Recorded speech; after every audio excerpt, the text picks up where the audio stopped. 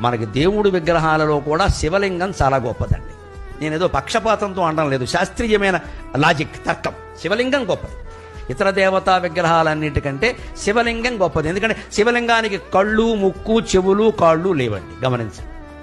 కృష్ణుడికి ఉన్నాయి, రాముడికి ఉన్నాయి, వెంకటేశ్వర స్వామికి ఉన్నాయి, అమ్మవారికి కూడా ఉన్నాయి. శ్రీమాత, శ్రీ మహారాజ్ఞ. అబ్బో, ఆవిడ మామూలుగా కూర్చోదు, కాలేసుకుని కూర్చోవలసింది. అవన్నీ ఉన్నాయి. శివలింగాన్ని మీరు గమనించండి, అంతే ఇలాగే బోడిగా అలా ఉండిపోతుంది. ఎందుకని? అన్ని మీద నీళ్లు పోసినా జారిపోతాయి, పాలు పోసినా జారిపోతాయి, క్షీరాభిషేకం, తేనె పోసినా జారిపోతుంది, మధువుతో అభిషేకం, పళ్ళరసాలు పోసినా జారిపోతాయి, అన్నీ జారిపోతాయి. అంటే శివుడు ఏం చెబుతున్నాడు? నీ ఆత్మస్వరూపం ఇవన్నీ వచ్చాయి జారిపోతాయి, వచ్చాయి జారిపోతాయి, వదిలేయి వదిలేయి వదిలేయి. మాట వచ్చింది పోతుంది, చూపు వచ్చింది పోతుంది, వినికిడి వచ్చింది పోతుంది, స్పృహ వచ్చింది పోతుంది, అన్నీ పోతాయి. లింగం రూపంలో, శివుడు రూపంలో నువ్వు ఒక్కడవే మిగులుతావు. అదే చిదానంద రూప శివోహం శివోహం.